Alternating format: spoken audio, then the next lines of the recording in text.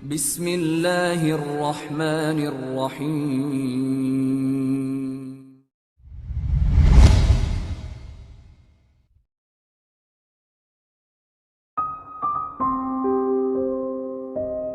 Ada kisah nyata di Saudi teman-teman terjadi. Ini kisah nyata dinukil oleh seorang doktor bernama Muhammad. Beliau dosen di Ummul Qura dan beliau pernah berkata tentang kisah ini. Saya dengar ceramahnya dan saya nukil kepada Bapak Ibu sekalian. Maka beliau mengatakan ada satu orang kejadian di Saudi, orang kaya raya, luar biasa kayanya, triliunan mungkin hartanya, banyak, maaf, miliaran. Kalau saya tidak salah dia tinggalkan harta waktu itu kalau kita hitung rupiah 600 miliar. Dia meninggal, tapi tidak ada istri, nggak ada anak. Saking cintanya sama harta, nggak mau takut istrinya nanti ambil hartanya pun nggak menikah. Dia meninggal tiba-tiba, subhanallah, tinggalkan sekian banyak hotel, banyak peninggalan harta. Dan tidak ada kerabatnya, dicari tahu nggak ada kerabatnya. Waktu dia meninggal nggak ada yang urus jenazahnya. Pemerintah yang ambil urus jenazahnya sampai dimakamkan, cari tahu mana keluarganya ini. Sampai pengadilan agama di Saudi mengambil alih hartanya itu, disimpan dulu. Telusuri mana keluarganya ini, sampai ditemukan ada 3 orang yang mungkin bisa kena ahli warisnya, karena orang-orang dekatnya nggak ada, saudaranya sudah nggak ada, orang tuanya nggak ada semua. Yang jauh ada sepupu-sepupu jauhnya. Dapat 3 orang ini, panggil di pengadilan. 3 ini kebetulan orang susah. Lalu kemudian hakimnya mengatakan, apakah kalian tahu kenapa saya panggil ke sini? Kata 3-nya, kami tidak tahu. Mereka takut jangan sampai ada pelanggaran nih, mau dipenjara mau apa gitu kan. Lalu kata hakimnya, apakah kalian tahu si fulan? Disebut namanya si mayit ini. Mereka bilang, iya, ada hubungan kerabat dengan kami, tetapi kami tidak banyak kenal dia, karena setiap kali kami undang dia tidak datang. Kami pun tidak pernah diundang ke rumahnya, kami tidak tahu. Kata hakimnya, dia baru saja meninggal, dan dia meninggalkan harta yang cukup banyak. Harta yang cukup banyak. Harta itu kami sudah cari, nggak ada ahli waris kecuali kalian bertiga nih. Maka kami akan berikan kepada kalian. Bayangkan teman-teman, orang miskin tiba-tiba dapat 200 miliar satu orang. 1 miliar itu 1000 juta. Nggak kerja, nggak apa ini. Masing-masing 200 miliar, 200 miliar, 200 miliar. Tanda tangan, ceknya akan cair. Waktu mereka mau keluar dari pengadilan, ini saksi bahasan, perhatikan baik-baik. Apa kata hakimnya? Sebentar, sebelum kalian pergi, ada saran dari saya saja, kata hakim. Kata mereka bertiga, apa itu? Ini kan si mayit, rahimahullah, semoga Allah rahmati, meninggal tinggalkan harta banyak. Seperti kalian lihat ini, sekian ratus miliar.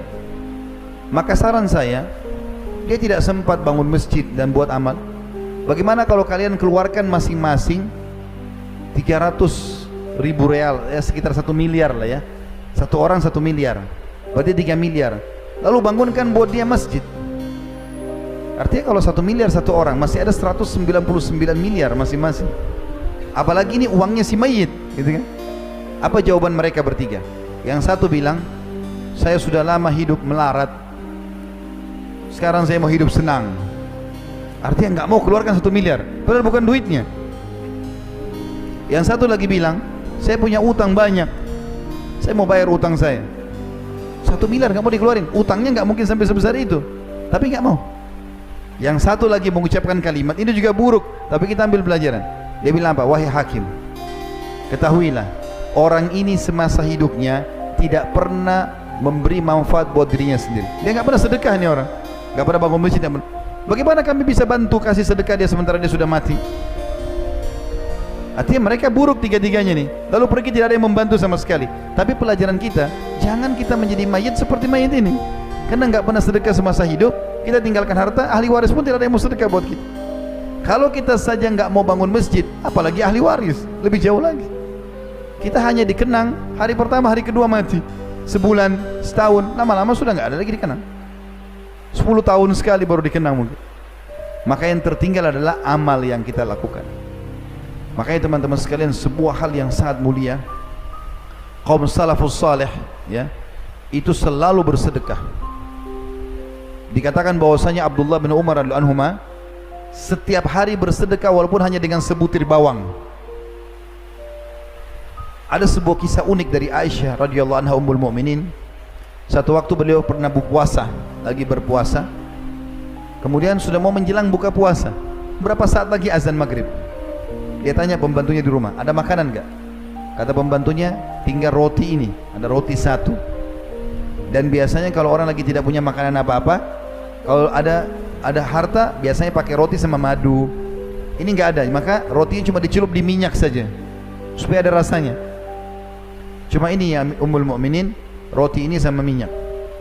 Kata Aisyah radhiyallahu anha, enggak apa-apa, siapin untuk buka puasa. Menjelang berapa saat mau buka puasa nih, bayangkan tidak ada makanan, tidak ada apa-apa di rumah. Lalu kemudian ada orang ketuk-ketuk pintu rumah Aisyah radhiyallahu anha. Diketuk-ketuk. Setelah ketuk teman-teman sekalian, dibuka oleh pembantunya Aisyah. Banyak orang miskin minta makanan. Maka kemudian pembantu ini bilang, Ummul Mukminin, ada orang miskin minta. Kata Aisyah, kasih roti itu. Jangan potong-potong, kasih semua. Tapi kita tidak ada untuk buka puasa, kasih saja. Tidak usah khawatir. Dengan zat yang tidak akan pernah mati selamanya, Allah SWT. Kasih aja. Dikasih sama pembantu tersebut. Subhanallah, orang miskin itu dikasih. Baru berapa langkah dia jalan, belum hilang bayangannya, masih ada. Ada satu masyarakat Madinah ngirim ke rumah Aisyah, karena tahu Aisyah puasa, 1 ekor kambing pakai za'faran, wangi-wangian, roti gandum, nampan besar, bisa 20 orang makan. Kirim, ketuk rumah. Baru hitungan detik, diketuk, dibuka sama pembantunya Aisyah. Kenapa?